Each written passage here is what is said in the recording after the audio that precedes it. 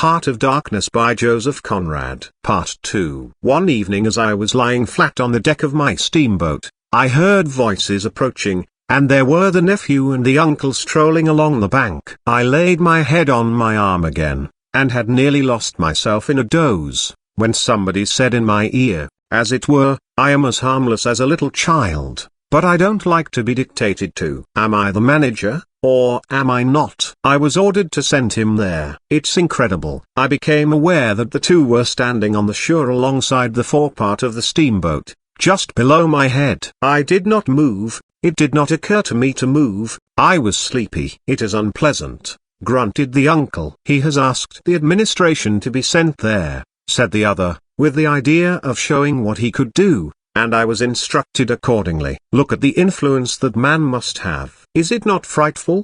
They both agreed it was frightful, then made several bizarre remarks. Make rain and fine weather, one man, the council, by the nose, bits of absurd sentences that got the better of my drowsiness, so that I had pretty near the whole of my wits about me when the uncle said, the climate may do away with this difficulty for you. Is he alone there? Yes, answered the manager. He sent his assistant down the river with a note to me in these terms: clear this poor devil out of the country, and don't bother sending more of that sort. I had rather be alone than have the kind of men you can dispose of with me. It was more than a year ago. Can you imagine such impudence? Anything since then?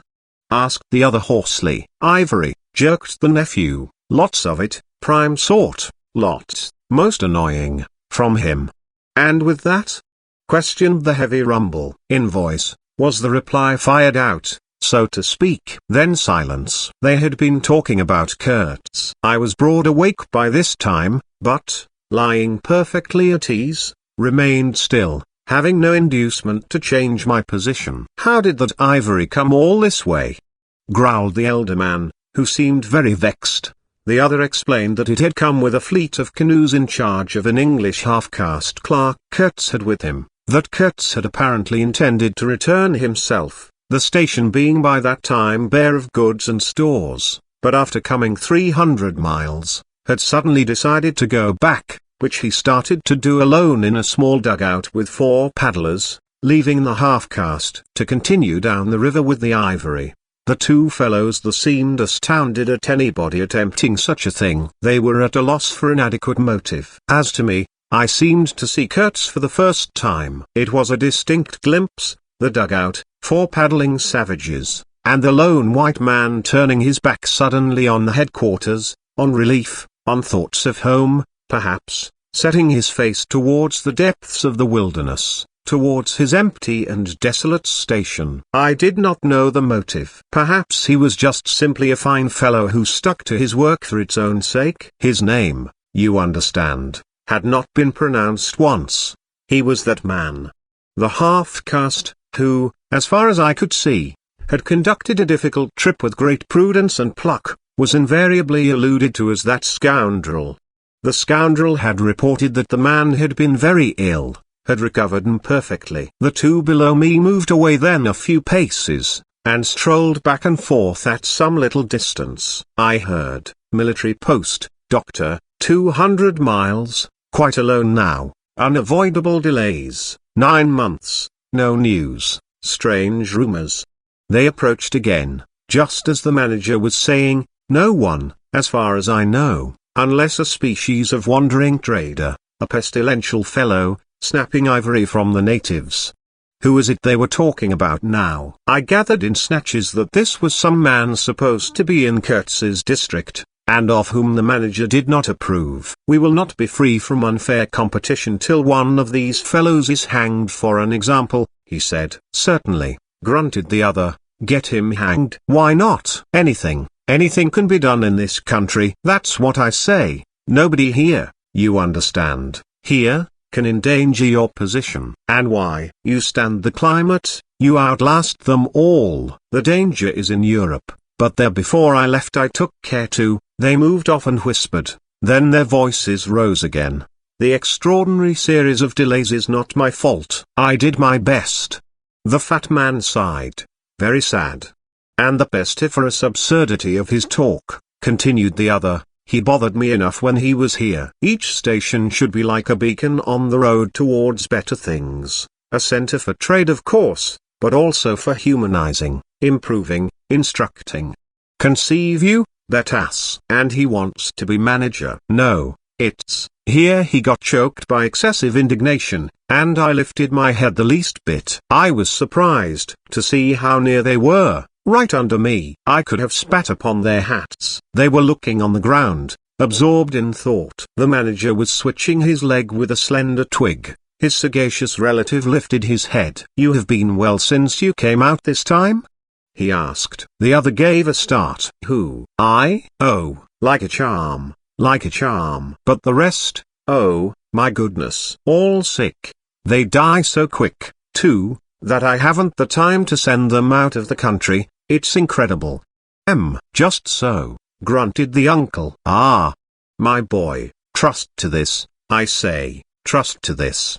I saw him extend his short flipper of an arm for a gesture that took in the forest, the creek, the mud, the river, seemed to beckon with a dishonoring flourish before the sunlit face of the land, a treacherous appeal to the lurking death, to the hidden evil, to the profound darkness of its heart. It was so startling that I leapt to my feet and looked back at the edge of the forest, as though I had expected an answer of some sort to the black display of confidence. You know the foolish notions that come to one sometimes. The high stillness confronted these two figures with its ominous patience, waiting for the passing away of a fantastic invasion. They swore aloud together, out of sheer fright, I believe, then pretending not to know anything of my existence, turned back to the station. The sun was low, and leaning forward side by side, they seemed to be tugging painfully uphill their two ridiculous shadows of unequal length, that trailed behind them slowly over the tall grass without bending a single blade.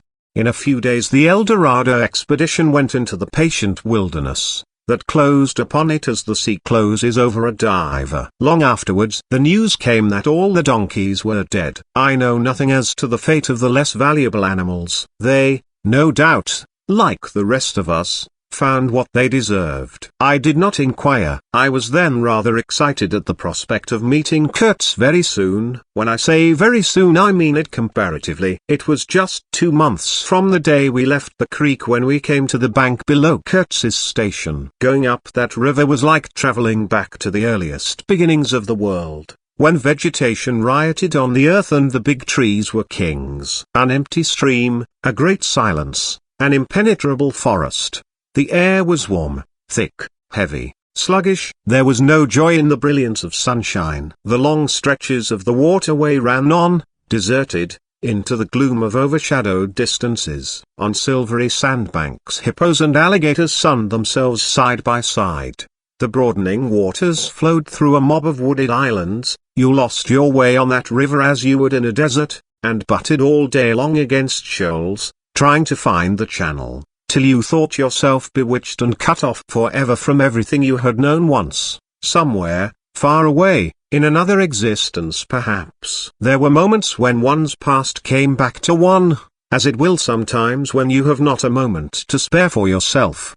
But it came in the shape of an unrestful and noisy dream, remembered with wonder amongst the overwhelming realities of this strange world of plants, and water, and silence. And this stillness of life did not in the least resemble a peace. It was the stillness of an implacable force brooding over an inscrutable intention. It looked at you with a vengeful aspect. I got used to it afterwards. I did not see it any more. I had no time. I had to keep guessing at the channel. I had to discern, mostly by inspiration, the signs of hidden banks. I watched for sunken stones. I was learning to clap my teeth smartly before my heart flew out, when I shaved by a fluke some infernal sly old snag that would have ripped the life out of the tin pot steamboat and drowned all the pilgrims. I had to keep a lookout for the signs of deadwood we could cut up in the night for next day's steaming. When you have to attend to things of that sort, to the mere incidents of the surface, the reality, I tell you, fades. The inner truth is hidden, luckily. But I felt it all the same. I felt often its mysterious stillness watching me at my monkey tricks, just as it watches you fellows performing on your respective tightropes for What is it? Half a crown a tumble. Try to be civil, Marlow, growled a voice, and I knew there was at least one listener awake besides myself. I beg your pardon. I forgot the heartache which makes up the rest of the price. And indeed, what does the price matter? If the trick be well done, you do your tricks very well. And I didn't do badly either, since I managed not to sink that steamboat on my first trip. It's a wonder to me yet. Imagine a blindfolded man set to drive a van over a bad road. I sweated and shivered over that business considerably, I can tell you. After all, for a seaman, to scrape the bottom of the thing that's supposed to float all the time under his care is the unpardonable sin. No one may know of it, but you never forget the thump, eh? A blow on the very heart. You remember it, you dream of it, you wake up at night and think of it, years after, and go hot and cold all over. I don't pretend to say that steamboat floated all the time. More than once she had to wade for a bit, with 20 cannibals splashing around and pushing. We had enlisted some of these chaps on the way for a crew. Fine fellows, cannibals, in their place. They were men one could work with, and I am grateful to them. And, after all, they did not eat each other before my face. They had brought along a provision of hippo meat which went rotten, and made the mystery of the wilderness stink in my nostrils. Phoo! I can sniff it now. I had the manager on board and 3 or 4 pilgrims with their staves, all complete. Sometimes we came upon a station close by the bank, clinging to the skirts of the unknown, and the white men rushing out of a tumble-down hovel, with great gestures of joy and surprise and welcome, seemed very strange, had the appearance of being held the captive by a spell. The word ivory would ring in the air for a while, and on we went again into the silence, along empty reaches, round the still bends, between the high walls of our winding way, reverberating in hollow claps the ponderous beat of the stern wheel. Trees, trees, millions of trees, massive, immense, running up high, and at their foot, hugging the bank against the stream, crept the little begrimed steamboat, like a sluggish beetle crawling on the floor of a lofty portico. It made you feel very small, very lost, and yet it was not altogether depressing, that feeling. After all, if you were small, the grimy beetle crawled on, which was just what you wanted it to do. Where the pilgrims imagined it crawled to I don't know. To some place where they expected to get something. I bet. For me it crawled towards Kurtz, exclusively. But when the steam pipes started leaking we crawled very slow. The reaches opened before us and closed behind, as if the forest had stepped leisurely across the water to bar the way for our return. We penetrated deeper and deeper into the heart of darkness. It was very quiet there. At night sometimes the roll of drums behind the curtain of trees would run up the river and remain sustained faintly, as if hovering in the air high over our heads, till the first break of day. Whether it meant war, peace, or prayer we could not tell. The dawns were heralded by the descent of a chill stillness. The woodcutters slept, their fires burned low, the snapping of a twig would make you start. We were wanderers on a prehistoric Earth, on an Earth that wore the aspect of an unknown planet. We could have fancied ourselves the first of men taking possession of an accursed inheritance, to be subdued at the cost of profound anguish and of excessive toil. But suddenly, as we struggled round a bend, there would be a glimpse of rush walls, of peaked grass roofs, a burst of yells, a whirl of black limbs, a mass of hands clapping, of feet stamping, of bodies swaying, of eyes rolling, under the droop of heavy and motionless foliage. The steamer toiled along slowly on the edge of a black and incomprehensible frenzy. The prehistoric man was cursing us, praying to us, welcoming us. Who could tell? We were cut off from the comprehension of our surroundings. We glided past like phantoms, wondering and secretly appalled, as sane men would be before an enthusiastic outbreak in a madhouse. We could not understand because we were too far and could not remember because we were traveling in the night of first ages, of those ages that are gone, leaving hardly a sign, and no memories. The earth seemed unearthly. We are accustomed to look upon the shackled form of a conquered monster, but there, you could look at a thing monstrous and free. It was unearthly, and the men were, no, they were not inhuman. Well, you know, That was the worst of it, this suspicion of their not being inhuman. It would come slowly to one. They howled and leapt, and spun, and made horrid faces, but what thrilled you was just the thought of their humanity, like yours, the thought of your remote kinship with this wild and passionate uproar. Ugly. Yes, it was ugly enough, but if you were man enough you would admit to yourself that there was in you just the faintest trace of a response to the terrible frankness of that noise, a dim suspicion of there being a meaning in it which you so remote from the night of first ages, could comprehend. And why not? The mind of man is capable of anything, because everything is in it, all the past as well as all the future. What was there after all? Joy, fear, sorrow, devotion, valor, rage. Who can tell? But truth stripped of its cloak of time. Let the fool gape and shudder. The man knows, and can look on without a wink. But he must at least be as much of a man as these on the shore. He must meet that truth with his own true stuff, with his own inborn strength. Principles won't do. Acquisitions, clothes, pretty rags that would fly off at the first good shake. No, you want a deliberate belief, an appeal to me in this fiendish row, is there? Very well, I hear, I admit, but I have a voice, too. And for good or evil mine is the speech that cannot be silenced. Of course, a fool, what with sheer fright and fine sentiments, is always safe. Who's that grunting? You wonder I didn't go ashore for a howl and a dance? Well, no, I didn't. Fine sentiments, you say? Fine sentiments, be hanged. I had no time. I had to mess about with white lead and strips of woolen blanket helping to put bandages on those leaky steam pipes. I tell you, I had to watch the steering, and circumvent those snags, and get the tin pot along by hook or by crook. There was surface truth enough in these things to save a wiser man. And between whiles I had to look after the savage who was fireman. He was an improved specimen. He could fire up a vertical boiler. He was there below me, and, upon my word, to look at him was as edifying as seeing a dog in a parody of breeches and a feather hat, walking on his hind legs.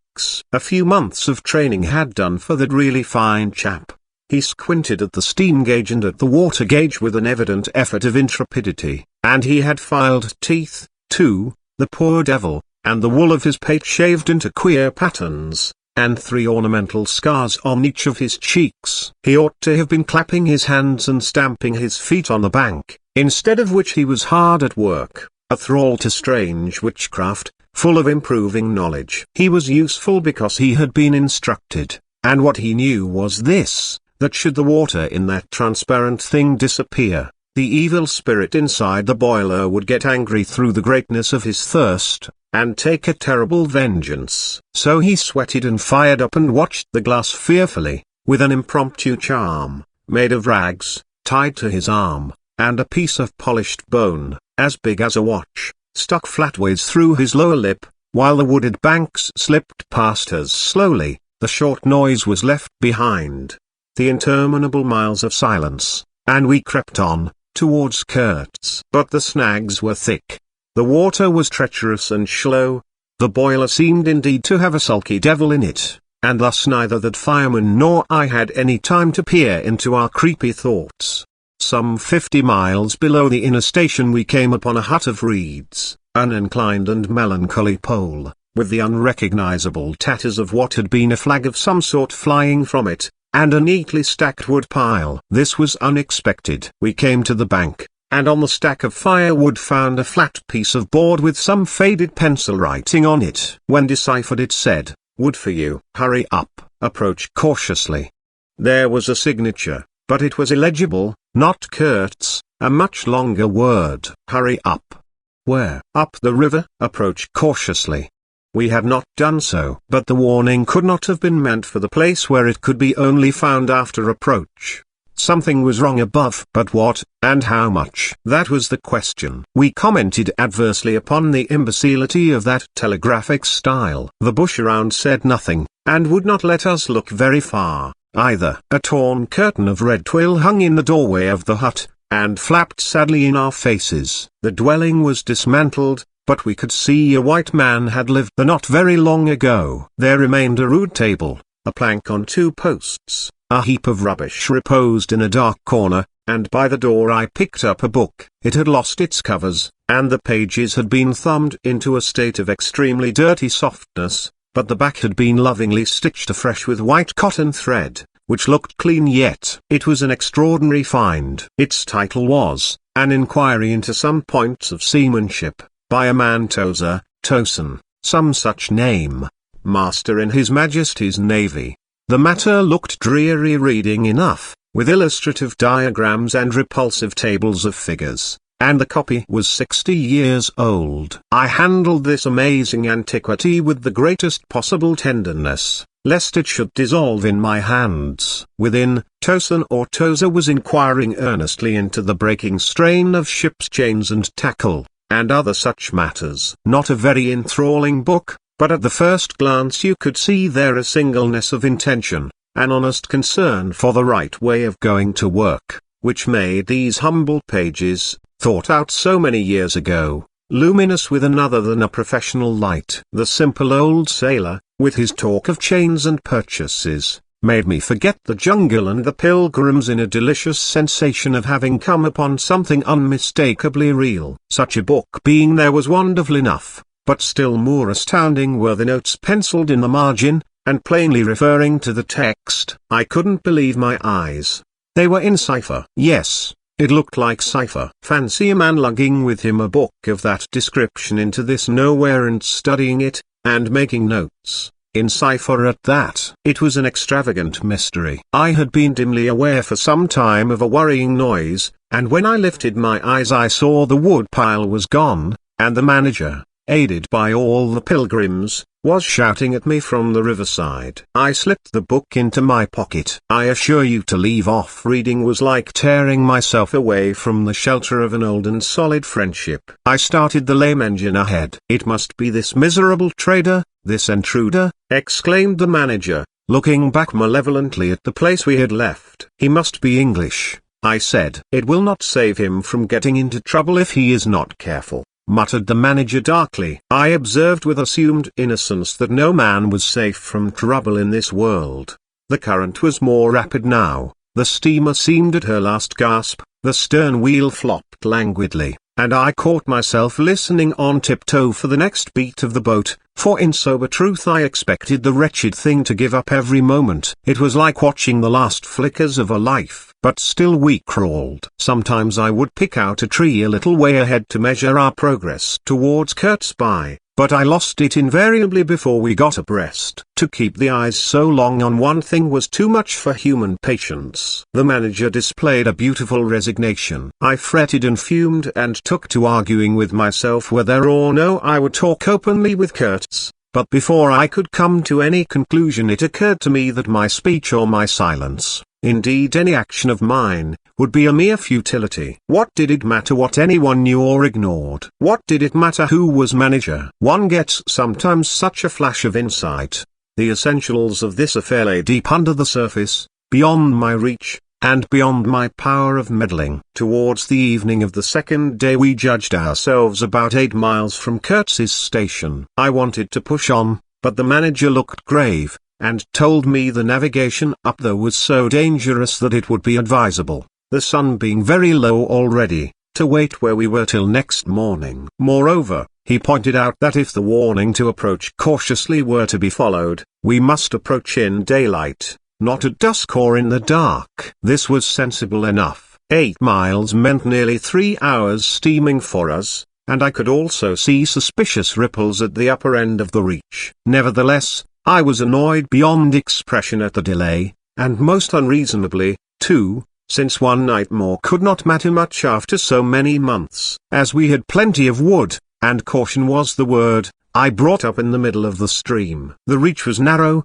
straight, with high sides like a railway cutting. The dusk came gliding into it long before the sun had set. The current ran smooth and swift, but a dumb immobility sat on the banks. The living trees, lashed together by the creepers and every living bush of the undergrowth, might have been changed into stone, even to the slenderest twig, to the lightest leaf. It was not sleep, it seemed unnatural, like a state of trance. Not the faintest sound of any kind could be heard. You looked on amazed, and began to suspect yourself of being deaf. Then the night came suddenly, and struck you blind as well. About 3 in the morning some large fish leapt, and the loud splash made me jump as though a gun had been fired. When the sun rose there was a white fog, very warm and clammy, and more blinding than the night. It did not shift or drive, it was just there, standing all round you like something solid. At 8 or 9, perhaps, it lifted as a shutter lifts. We had a glimpse of the towering multitude of trees, of the immense matted jungle,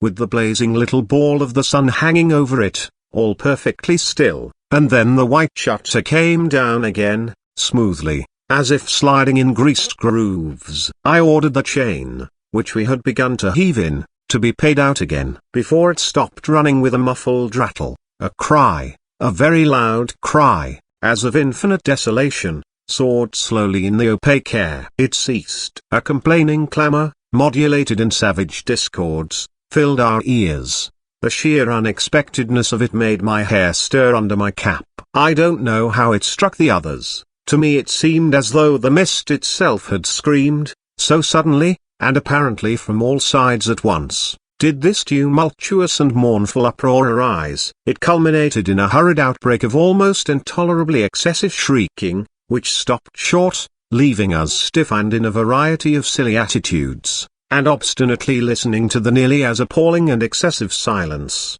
Good God! What is the meaning? Stammered at my elbow one of the pilgrims, a little fat man, with sandy hair and red whiskers, who wore side-spring boots, and pink pajamas tucked into his socks. 2 others remained open-mouthed a whole minute, then dashed into the little cabin, to rush out incontinently and stand darting scared glances, with Winchesters at ready in their hands. What we could see was just the steamer we were on, her outlines blurred as though she had been on the point of dissolving, and a misty strip of water, perhaps 2 feet broad, around her, and that was all. The rest of the world was nowhere, as far as our eyes and ears were concerned. Just nowhere. Gone, disappeared, swept off without leaving a whisper or a shadow behind. I went forward, and ordered the chain to be hauled in short, so as to be ready to trip the anchor and move the steamboat at once if necessary. Will they attack?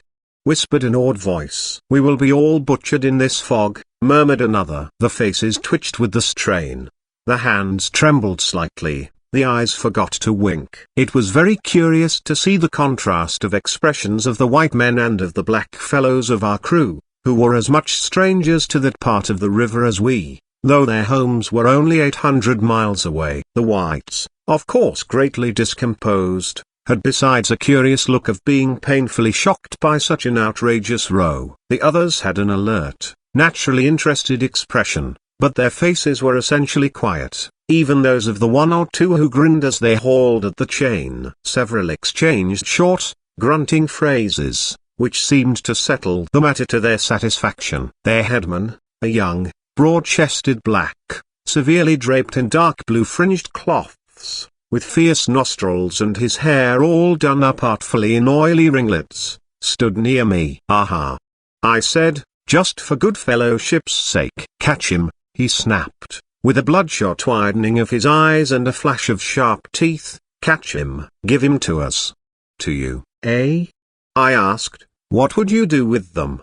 "Eat him," he said curtly, and, leaning his elbow on the rail, looked out into the fog in a dignified and profoundly pensive attitude. I would no doubt have been properly horrified, had it not occurred to me that he and his chaps must be very hungry, that they must have been growing increasingly hungry for at least this month past. They had been engaged for 6 months. I don't think a single one of them had any clear idea of time, as we at the end of countless ages have. They still belonged to the beginnings of time, had no inherited experience to teach them as it were, and of course, as long as there was a piece of paper written over in accordance with some farcical law or other made down the river, it didn't enter anybody's head to trouble how they would live. Certainly they had brought with them some rotten hippo meat, which couldn't have lasted very long. Anyway, even if the pilgrims hadn't, in the midst of a shocking hullabaloo, thrown a considerable quantity of it overboard, it looked like a high-handed proceeding,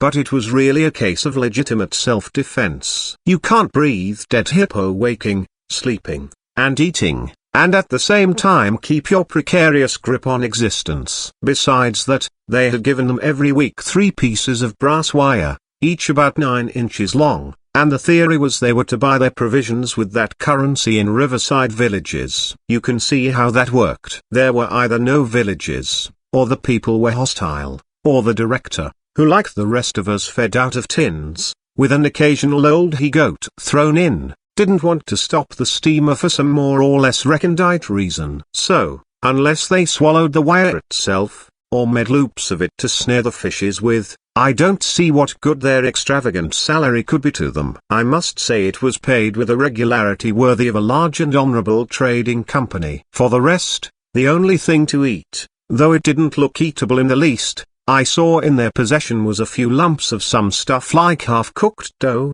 of a dirty lavender color. They kept wrapped in leaves, and now and then swallowed a piece of, but so small that it seemed done more for the looks of the thing than for any serious purpose of sustenance. Why in the name of all the gnawing devils of hunger they didn't go for us? They were 30 to 5, and have a good tuck-in for once, amazes me now when I think of it. They were big powerful men, with not much capacity to weigh the consequences, with courage, with strength, even yet, though their skins were no longer glossy and their muscles no longer hard. And I saw that something restraining, one of those human secrets that baffle probability, had come into play there. I looked at them with a swift quickening of interest, not because it occurred to me I might be eaten by them before very long, though I own to you that just then I perceived, in a new light, as it were, how unwholesome the pilgrims looked, and I hoped, yes, I positively hoped, that my aspect was not so,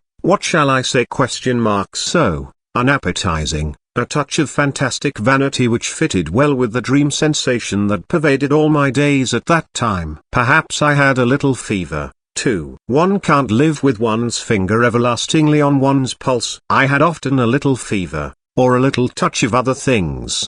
The playful paw strokes of the wilderness, the preliminary trifling before the more serious onslaught which came in due course. Yes, I looked at them as you would on any human being, with a curiosity of their impulses, motives, capacities, weaknesses, when brought to the test of an inexorable physical necessity. Restraint. What possible restraint? Was it superstition, disgust, patience, fear, or some kind of primitive honor? No fear can stand up to hunger. No patience can wear it out. Disgust simply does not exist where hunger is, and as to superstition, beliefs, and what you may call principles, they are less than chaff in a breeze. Don't you know the devilry of lingering starvation, its exasperating torment, its black thoughts, its somber and brooding ferocity? Well, I do. It takes a man all his inborn strength to fight hunger properly. It's really easier to face bereavement, dishonor, and the perdition of one's soul, than this kind of prolonged hunger. Sad, but true. And these chaps, too, had no earthly reason for any kind of scruple. Restraint. I would just as soon have expected restraint from a hyena prowling amongst the corpses of a battlefield. But there was the fact facing me, the fact dazzling, to be seen, like the foam on the depths of the sea, like a ripple on an unfathomable enigma, a mystery greater, when I thought of it, than the curious, inexplicable note of desperate grief in this savage clamor that had swept by us on the riverbank, behind the blind whiteness of the fog. 2 pilgrims were quarreling in hurried whispers as to which bank. Left. No, no, how can you? Right, of course. It is very serious, said the manager's voice behind me. I would be desolated if anything should happen to Mr. Kurtz before we came up. I looked at him, and had not the slightest doubt he was sincere. He was just the kind of man who would wish to preserve appearances. That was his restraint. But when he muttered something about going on at once, I did not even take the trouble to answer him. I knew, and he knew, that it was impossible. Were we to let go our hold of the bottom, we would be absolutely in the air, in space. We wouldn't be able to tell where we were going to, whether up or downstream, or across, till we fetched against one bank or the other, and then we wouldn't know at first which it was. Of course I made no move. I had no mind for a smash-up. You couldn't imagine a more deadly place for a shipwreck. Whether we drowned at once or not, we were sure to perish speedily in one way or another. I authorize you to take all the risks, he said, after a short silence. I refused to take any, I said shortly, which was just the answer he expected, though its tone might have surprised him. Well, I must defer to your judgment. You are captain, he said with marked civility. I turned my shoulder to him in sign of my appreciation, and looked into the fog. How long would it last? It was the most helpless lookout. The approach to this Kurtz grubbing for ivory in the wretched bush was beset by as many dangers as though he had been an enchanted princess sleeping in a fabulous castle. Will they attack, do you think? Asked the manager, in a confidential tone. I did not think they would attack, for several obvious reasons.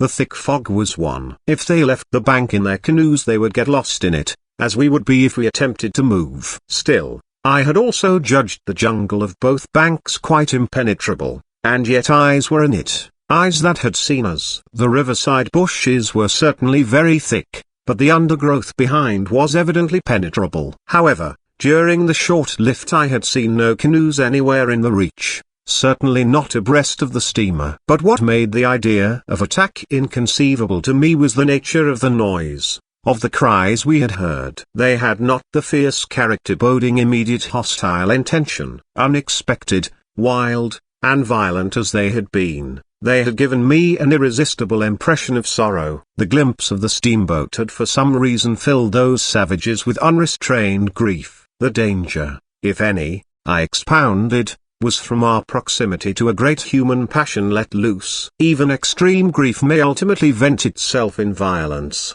but more generally takes the form of apathy. You should have seen the pilgrims stare. They had no heart to grin, or even to revile me, but I believe they thought me gone mad, with fright, maybe. I delivered a regular lecture. My dear boys, it was no good bothering. Keep a lookout. Well, you may guess I watched the fog for the signs of lifting as a cat watches a mouse, but for anything else our eyes were of no more use to us than if we had been buried miles deep in a heap of cotton wool. It felt like it, too, choking, warm, stifling. Besides, all I said, though it sounded extravagant, was absolutely true to fact. What we afterwards alluded to as an attack was really an attempt at repulse. The action was very far from being aggressive. It was not even defensive, in the usual sense. It was undertaken under the stress of desperation, and in its essence was purely protective. It developed itself, I should say, 2 hours after the fog lifted, and its commencement was at a spot, roughly speaking, about 1.5 miles below Kurtz's station. We had just floundered and flopped round a bend, when I saw an islet, a mere grassy hummock of bright green, in the middle of the stream. It was the only thing of the kind, but as we opened the reach more, I perceived it was the head of a long sandbank, or rather of a chain of shallow patches stretching down the middle of the river. They were discolored, just awash, and the whole lot was seen just under the water, exactly as a man's backbone is seen running down the middle of his back under the skin. Now, as far as I did see, I could go to the right or to the left of this. I didn't know either channel. Of course, the banks looked pretty well alike, the depth appeared the same, but as I had been informed the station was on the west side, I naturally headed for the western passage. No sooner had we fairly entered it than I became aware it was much narrower than I had supposed. To the left of us there was the long uninterrupted shoal, and to the right a high, steep bank heavily overgrown with bushes. Above the bush the trees stood in serried ranks. The twigs overhung the current thickly, and from distance to distance a large limb of some tree projected rigidly over the stream. It was then well on in the afternoon, the face of the forest was gloomy, and a broad strip of shadow had already fallen on the water. In this shadow we steamed up, very slowly, as you may imagine. I sheered her well inshore, the water being deepest near the bank, as the sounding pole informed me. One of my hungry and forbearing friends was sounding in the bows just below me. This steamboat was exactly like a decked scow. On the deck, There were two little teakwood houses, with doors and windows. The boiler was in the fore end, and the machinery right astern. Over the whole there was a light roof, supported on stanchions. The funnel projected through that roof, and in front of the funnel a small cabin built of light planks served for a pilot house. It contained a couch, two camp stools, a loaded Martini Henry leaning in one corner, a tiny table, and the steering wheel. It had a wide door in front and a broad shutter at each side. All these were always thrown open. Of course, I spent my days perched up there on the extreme fore end of that roof, before the door. At night I slept, or tried to, on the couch. An athletic black belonging to some coast tribe and educated by my poor predecessor, was the helmsman. He sported a pair of brass earrings, wore a blue cloth wrapper from the waist to the ankles, and thought all the world of himself. He was the most unstable kind of fool I had ever seen. He steered with no end of a swagger while you were by, but if he lost sight of you, he became instantly the prey of an abject funk, and would let that cripple of a steamboat get the upper hand of him in a minute. I was looking down at the sounding pole, and feeling much annoyed to see at each try a little more of it stick out of that river, when I saw my pullman give up on the business suddenly, and stretch himself flat on the deck, without even taking the trouble to haul his pole in. He kept hold on it though, and it trailed in the water. At the same time the fireman, whom I could also see below me, sat down abruptly before his furnace and ducked his head. I was amazed. Then I had to look at the river mighty quick, because there was a snag in the fairway. Sticks, little sticks, were flying about, thick. They were whizzing before my nose, dropping below me, striking behind me against my pilot house. All this time the river, the shore, the woods, were very quiet, perfectly quiet. I could only hear the heavy splashing thump of the stern wheel and the patter of these things. We cleared the snag clumsily. Arrows, by Jove! We were being shot at. I stepped in quickly to close the shutter on the land side. That fool helmsman, his hands on the spokes, was lifting his knees high, stamping his feet, champing his mouth, like a reined-in horse. Confound him. And we were staggering within 10 feet of the bank. I had to lean right out to swing the heavy shutter, and I saw a face amongst the leaves on the level with my own, looking at me very fierce and steady, and then suddenly, as though a veil had been removed from my eyes, I made out, deep in the tangled gloom, naked breasts, arms, legs, glaring eyes. The bush was swarming with human limbs in movement, glistening of bronze color. The twigs shook, swayed, and rustled, the arrows flew out of them, and then the shutter came to. "Steer her straight," I said to the helmsman. He held his head rigid, face forward, but his eyes rolled. He kept on lifting and setting down his feet gently, his mouth foamed a little. "Keep quiet," I said in a fury. I might just as well have ordered a tree not to sway in the wind. I darted out. Below me there was a great scuffle of feet on the iron deck, confused exclamations. A voice screamed, "Can you turn back?" I caught sight of a V-shaped triple on the water ahead. What? Another snag. A fusillade burst out under my feet. The pilgrims had opened with their Winchesters, and were simply squirting lead into that bush. A deuce of a lot of smoke came up and drove slowly forward. I swore at it. Now I couldn't see the ripple or the snag either. I stood in the doorway, peering, and the arrows came in swarms. They might have been poisoned, but they looked as though they wouldn't kill a cat. The bush began to howl. Our woodcutters raised a warlike whoop. The report of a rifle just at my back deafened me. I glanced over my shoulder, and the pilot house was yet full of noise and smoke when I made a dash at the wheel. The fool nigger had dropped everything, to throw the shutter open and let off that Martini Henry. He stood before the wide opening, glaring, and I yelled at him to come back, while I straightened the sudden twist out of that steamboat. There was no room to turn even if I had wanted to. The snag was somewhere very near ahead in that confounded smoke. There was no time to lose, so I just crowded her into the bank, right into the bank, where I knew the water was deep. We tore slowly along the overhanging bushes in a whirl of broken twigs and flying leaves. The fusillade below stopped short, as I had foreseen it would when the squirts got empty. I threw my head back to a glinting whiz that traversed the pilot house, in at one shutter hole and out at the other. Looking past that mad helmsman, who was shaking the empty rifle and yelling at the shore, I saw vague forms of men running bent double, leaping, gliding, distinct, incomplete, evanescent. Something big appeared in the air before the shutter, the rifle went overboard, and the man stepped back swiftly, looked at me over his shoulder in an extraordinary, profound, familiar manner, and fell upon my feet. The side of his head hit the wheel twice, and the end of what appeared a long cane clattered round and knocked over a little camp stool. It looked as though after wrenching that thing from somebody ashore he had lost his balance in the effort.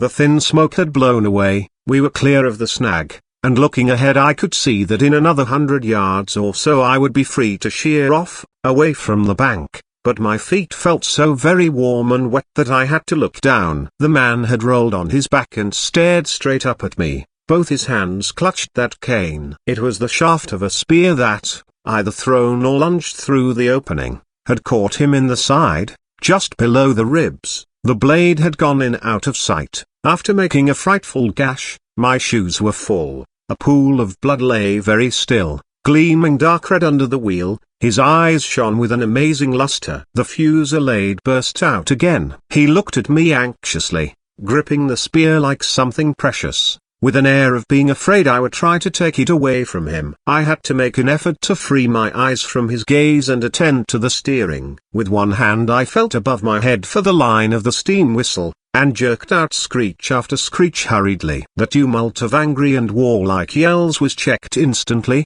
and then from the depths of the woods went out such a tremulous and prolonged wail of mournful fear and utter despair as may be imagined to follow the flight of the last hope from the earth. There was a great commotion in the bush, the shower of arrows stopped, a few dropping shots rang out sharply, then silence, in which the languid beat of the stern wheel came plainly to my ears. I put the helm hard a starboard at the moment when the pilgrim in pink pajamas, very hot and agitated, appeared in the doorway. "The manager sends me," he began in an official tone, and stopped short. "Good God!" he said, glaring at the wounded man. We two whites stood over him, and his lustrous and inquiring glance enveloped us both. I declare it looked as though he would presently put to us some questions in an understandable language, but he died without uttering a sound, without moving a limb, without twitching a muscle. Only in the very last moment, as though in response to some sign we could not see, to some whisper we could not hear, he frowned heavily, and that frown gave to his black death mask an inconceivably somber, brooding, and menacing expression. The luster of inquiring glance faded swiftly into vacant glassiness. "Can you steer?"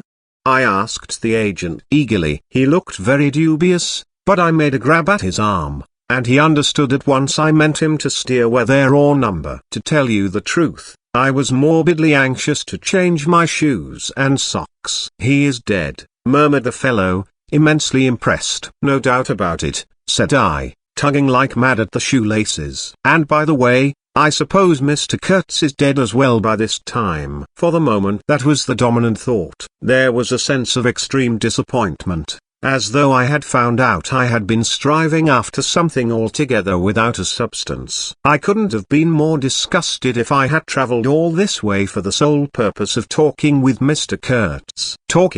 I flung one shoe overboard, and became aware that that was exactly what I had been looking forward to, a talk with Kurtz. I made the strange discovery that I had never imagined him as doing, you know, but as discoursing. I didn't say to myself, "Now I will never see him," or "Now I will never shake him by the hand," but, "Now I will never hear him."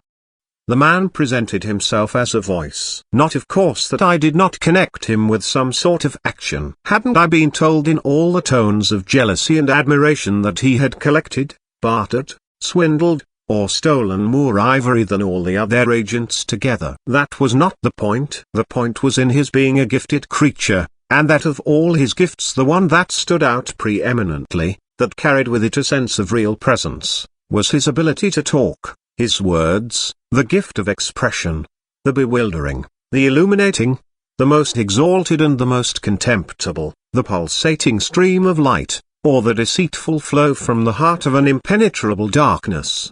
The other shoe went flying unto the devil god of that river. I thought, by Jove!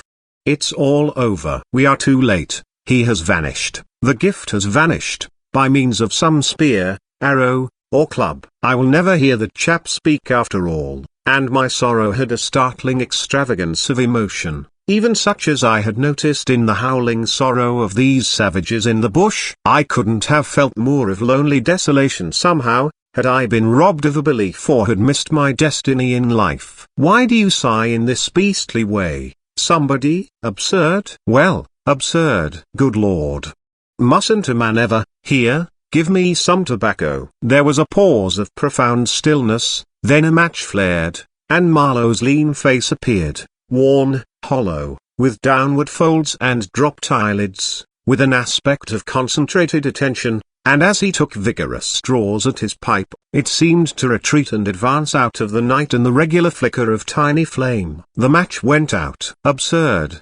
He cried. This is the worst of trying to tell. Here you all are, each moored with two good addresses, like a hulk with two anchors, a butcher round one corner, a policeman round another, excellent appetites, and temperature normal, you hear, normal from year's end to year's end. And you say, absurd. Absurd be exploded. Absurd. My dear boys, what can you expect from a man who out of sheer nervousness had just flung overboard a pair of new shoes? Now I think of it, it is amazing I did not shed tears. I am, upon the whole, proud of my fortitude. I was cut to the quick at the idea of having lost the inestimable privilege of listening to the gifted Kurtz. Of course I was wrong. The privilege was waiting for me. Oh, yes, I heard more than enough. And I was right, too. A voice. He was very little more than a voice. And I heard him, it, this voice, other voices,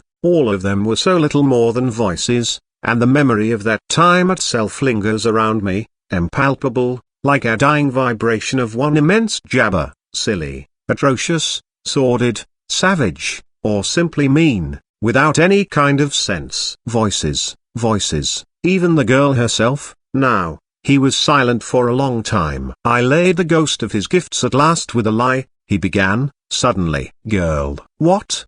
Did I mention a girl? Oh, she is out of it, completely. They, the women, I mean, are out of it, should be out of it. We must help them to stay in that beautiful world of their own, lest ours gets worse. Oh, she had to be out of it. You should have heard the disinterred body of Mr. Kurtz saying, my intended. You would have perceived directly then how completely she was out of it. And the lofty frontal bone of Mr. Kurtz. They say the hair goes on growing sometimes, but this, specimen, was impressively bald. The wilderness had patted him on the head, and, behold, it was like a ball, an ivory ball. It had caressed him, and, he had withered, it had taken him, loved him, embraced him, got into his veins, consumed his flesh, and sealed his soul to its own by the inconceivable ceremonies of some devilish initiation. He was its spoiled and pampered favorite. Ivory? I should think so. Heaps of it, stacks of it. The old mud shanty was bursting with it. You would think there was not a single tusk left either above or below the ground in the whole country. Mostly fossil, the manager had remarked, disparagingly. It was no more fossil than I am, but they call it fossil when it is dug up. It appears these niggers do bury the tusks sometimes, but evidently they couldn't bury this parcel deep enough to save the gifted Mr. Kurtz from his fate. We filled the steamboat with it, and had to pile a lot on the deck. Thus he could see and enjoy as long as he could see, because the appreciation of this favor had remained with him to the last. You should have heard him say, my ivory. Oh, yes, I heard him. My intended, my ivory, my station, my river, my everything belonged to him. It made me hold my breath in expectation of hearing the wilderness burst into a prodigious peal of laughter that would shake the fixed stars in their places. Everything belonged to him, but that was a trifle. The thing was to know what he belonged to, how many powers of darkness claimed him for their own. That was the reflection that made you creepy all over. It was impossible, it was not good for one either. trying to imagine. He had taken a high seat amongst the devils of the land. I mean literally. You can't understand. How could you ? With solid pavement under your feet, surrounded by kind neighbors ready to cheer you or to fall on you, stepping delicately between the butcher and the policeman, in the holy terror of scandal and gallows and lunatic asylums. How can you imagine what particular region of the first ages a man's untrammeled feet may take him into by the way of solitude, utter solitude without a policeman, by the way of silence, utter silence, where no warning voice of a kind neighbor can be heard whispering of public opinion? These little things make all the great difference. When they are gone you must fall back upon your own innate strength, upon your own capacity for faithfulness. Of course you may be too much of a fool to go wrong, too dull even to know you are being assaulted by the powers of darkness. I take it, no fool ever made a bargain for his soul with the devil. The fool is too much of a fool, or the devil too much of a devil, I don't know which. Or you may be such a thunderingly exalted creature as to be altogether deaf and blind to anything but heavenly sights and sounds. Then the earth for you is only a standing place, and whether to be like this is your loss or your gain I won't pretend to say. But most of us are neither one nor the other. The earth for us is a place to live in, where we must put up with sights, with sounds, with smells, too. By Jove! Breathe dead hippo, so to speak, and not be contaminated. And there, don't you see? Your strength comes in, the faith in your ability for the digging of unostentatious holes to bury the stuff in, your power of devotion, not to yourself, but to an obscure, back-breaking business. And that's difficult enough. Mind, I am not trying to excuse or even explain, I am trying to account to myself for Mr. Kurtz, for the shade of Mr. Kurtz. This initiated wraith from the back of nowhere honored me with its amazing confidence before it vanished altogether. This was because it could speak English to me. The original Kurtz had been educated partly in England, and, as he was good enough to say himself, his sympathies were in the right place. His mother was half English, his father was half French. All Europe contributed to the making of Kurtz. And by I learned that, most appropriately, the International Society for the Suppression of Savage Customs had entrusted him with the making of a report, for its future guidance. And he had written it, too. I've seen it. I've read it. It was eloquent, vibrating with eloquence, but too high-strung, I think. 17 pages of close writing he had found time for. But this must have been before his, let us say, nerves went wrong, and caused him to preside at certain midnight dances ending with unspeakable rites, which, as far as I reluctantly gathered from what I heard at various times, were offered up to him.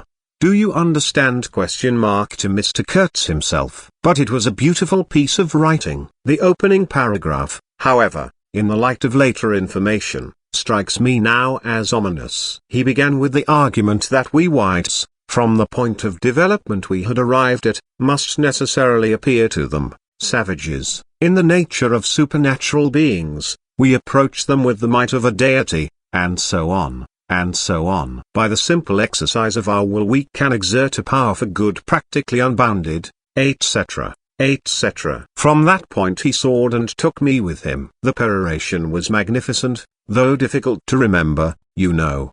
It gave me the notion of an exotic immensity ruled by an august benevolence. It made me tingle with enthusiasm. This was the unbounded power of eloquence, of words, of burning noble words. There were no practical hints to interrupt the magic current of phrases, unless a kind of note at the foot of the last page, scrawled evidently much later, in an unsteady hand, may be regarded as the exposition of a method. It was very simple. And at the end of that moving appeal to every altruistic sentiment it blazed at you, luminous and terrifying, like a flash of lightning in a serene sky, exterminate all the brutes. The curious part was that he had apparently forgotten all about that valuable postscriptum, because, later on, when he in a sense came to himself, he repeatedly entreated me to take good care of my pamphlet, he called it, as it was sure to have in the future a good influence upon his career. I had full information about all these things, and, besides, as it turned out, I was to have the care of his memory. I've done enough for it to give me the indisputable right to lay it, if I choose, for an everlasting rest in the dustbin of progress, amongst all the sweepings and, figuratively speaking, all the dead cats of civilization. But then, you see, I can't choose. He won't be forgotten. Whatever he was not common. He had the power to charm or frighten rudimentary souls into an aggravated witch dance in his honor.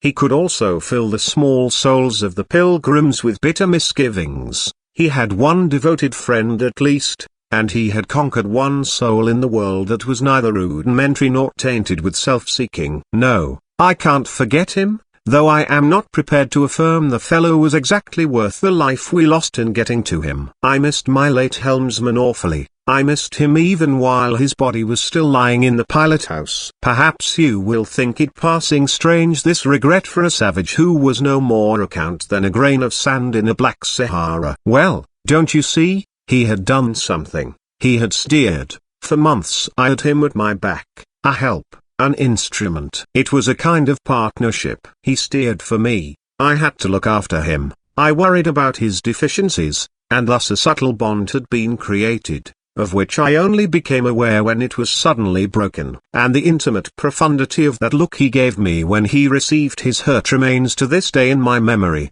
like a claim of distant kinship affirmed in a supreme moment. Poor fool! If he had only left that shutter alone. He had no restraint, just like Kurtz, a tree swayed by the wind. As soon as I had put on a dry pair of slippers, I dragged him out, after first jerking the spear out of his side, which operation I confess I performed with my eyes shut tight. His heels leapt together over the little doorstep, his shoulders were pressed to my breast. I hugged him from behind desperately. Oh! He was heavy, heavier than any man on earth, I should imagine. Then without more ado I tipped him overboard. The current snatched him as though he had been a wisp of grass, and I saw the body roll over twice before I lost sight of it forever. All the pilgrims and the manager were then congregated on the awning deck about the pilot house, chattering at each other like a flock of excited magpies, and there was a scandalized murmur at my heartless promptitude. What they wanted to keep that body hanging about for I can't guess. Embalm it, maybe. But I had also heard another, and a very ominous, murmur on the deck below.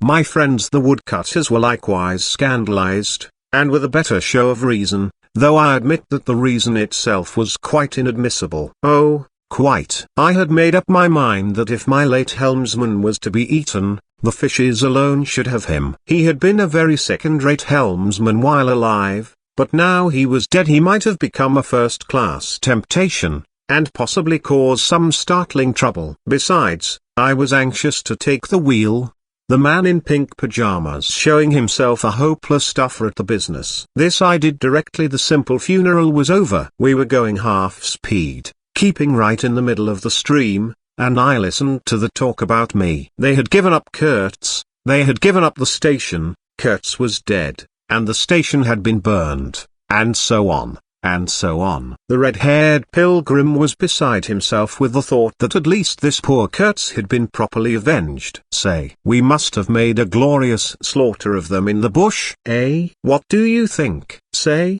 He positively danced, the bloodthirsty little gingery beggar. And he had nearly fainted when he saw the wounded man. I could not help saying, you made a glorious lot of smoke, anyhow. I had seen, from the way the tops of the bushes rustled and flew, that almost all the shots had gone too high. You can't hit anything unless you take aim and fire from the shoulder, but these chaps fired from the hip with their eyes shut. The retreat, I maintained, and I was right, was caused by the screeching of the steam whistle. Upon this they forgot Kurtz, and began to howl at me with indignant protests. The manager stood by the wheel murmuring confidentially about the necessity of getting well away down the river before dark at all events, when I saw in the distance a clearing on the riverside and the outlines of some sort of building. What's this? I asked. He clapped his hands in wonder. The station, he cried. I edged in at once. still going half speed. Through my glasses I saw the slope of a hill interspersed with rare trees and perfectly free from undergrowth. A long decaying building on the summit was half buried in the high grass. The large holes in the peaked roof gaped black from afar. The jungle and the woods made a background. There was no enclosure or fence of any kind, but there had been one apparently, for near the house half a dozen slim posts remained in a row, roughly trimmed, and with their upper ends ornamented with round carved balls. The rails, or whatever there had been between, had disappeared. Of course the forest surrounded all that. The riverbank was clear, and on the waterside I saw a white man under a hat like a cartwheel beckoning persistently with his whole arm. Examining the edge of the forest above and below, I was almost certain I could see movements, human forms gliding here and there. I steamed past prudently, then stopped the engines and let her drift down. The man on the shore began to shout, urging us to land. "We have been attacked," screamed the manager. I know, it's all right," yelled back the other, as cheerful as you please. "Come along. It's all right. I am glad." His aspect reminded me of something I had seen, something funny I had seen somewhere. As I maneuvered to get alongside, I was asking myself, what does this fellow look like? Suddenly I got it. He looked like a harlequin. His clothes had been made of some stuff that was brown holland probably, but it was covered with patches all over, with bright patches, blue, red, and yellow, patches on the back, patches on the front, patches on elbows, on knees, colored binding around his jacket, scarlet edging at the bottom of his trousers, and the sunshine made him look extremely gay and wonderfully neat withal, because you could see how beautifully all this patching had been done. A beardless, boyish face, very fair, no features to speak of, nose peeling, little blue eyes, smiles and frowns chasing each other over that open countenance like sunshine and shadow on a wind-swept plain. "Look out, Captain!" he cried, "there's a snag lodged in here last night." "What? Another snag?" I confess I swore shamefully. I had nearly holed my cripple, to finish off that charming trip. The harlequin on the bank turned his little pug nose up to me. "You English?" he asked, all smiles. "Are you?" I shouted from the wheel. The smiles vanished, and he shook his head as if sorry for my disappointment. Then he brightened up. "Never mind," he cried encouragingly. "Are we in time?" I asked. "He is up there," he replied, with a toss of the head up the hill, and becoming gloomy all of a sudden. His face was like the autumn sky, overcast one moment and bright the next. When the manager, escorted by the pilgrims, all of them armed to the teeth, had gone to the house, this chap came on board. "I say, I don't like this. These natives are in the bush," I said. He assured me earnestly it was all right. "They are simple people," he added. "Well, I am glad you came. It took me all my time to keep them off." "But you said it was all right," I cried. "Oh, they meant no harm," he said, and as I stared he corrected himself, "Not exactly." Then vivaciously, "My faith, your pilot house wants a clean-up." In the next breath he advised me to keep enough steam on the boiler to blow the whistle in case of any trouble. "One good screech will do more for you than all your rifles." "They are simple people," he repeated. He rattled away at such a rate he quite overwhelmed me. He seemed to be trying to make up for lots of silence, and actually hinted, laughing, that such was the case. "Don't you talk with Mr. Kurtz?" I said. "You don't talk with that man, you listen to him," he exclaimed with severe exaltation. But now, he waved his arm, and in the twinkling of an eye was in the uttermost depths of despondency. In a moment he came up again with the jump, possessed himself of both my hands, shook them continuously, while he gabbled, "Brother sailor. Honor. Pleasure. Delight. Introduce myself. Russian. Son of an archpriest. Government of Tambov. What? Tobacco. English tobacco. The excellent English tobacco. Now, that's brotherly. Smoke. Where's a sailor that does not smoke?" The pipe soothed him, and gradually I made out he had run away from school, had gone to sea in a Russian ship, ran away again, served some time in English ships, was now reconciled with the archpriest. He made a point of that, But when one is young one must see things, gather experience, ideas, enlarge the mind. Here. I interrupted. You can never tell. Here I met Mr. Kurtz, he said, youthfully solemn and reproachful. I held my tongue after that. It appears he had persuaded a Dutch trading house on the coast to fit him out with stores and goods, and had started for the interior with a light heart and no more idea of what would happen to him than a baby. He had been wandering about that river for nearly 2 years alone, cut off from everybody and everything. I am not so young as I look. I am 25, he said. At first old Van Schuyten would tell me to go to the devil, he narrated with keen enjoyment. But I stuck to him, and talked, till at last he got afraid I would talk the hind leg off his favorite dog, so he gave me some cheap things and a few guns, and told me he hoped he would never see my face again. Good old Dutchman, Van Schuyten. I've sent him one small lot of ivory a year ago, so that he can't call me a little thief when I get back. I hope he got it. And for the rest I don't care. I had some wood stacked for you. That was my old house. Did you see? I gave him Towson's book. He made as though he would kiss me, but restrained himself. The only book I had left, and I thought I had lost it, he said, looking at it ecstatically. So many accidents happen to a man going about alone, you know. Canoes get upset sometimes, and sometimes you've got to clear out so quick when the people get angry. He thumbed the pages. You made notes in Russian? I asked. He nodded. I thought they were written in cipher, I said. He laughed, then became serious. I had lots of trouble to keep these people off, he said. Did they want to kill you? I asked. Oh, no. He cried, and checked himself. Why did they attack us? I pursued. He hesitated, then said shamefacedly, they don't want him to go. Don't they? I said curiously. He nodded, nod full of mystery and wisdom. I tell you, he cried, this man has enlarged my mind. He opened his arms wide, staring at me with his little blue eyes that were perfectly round.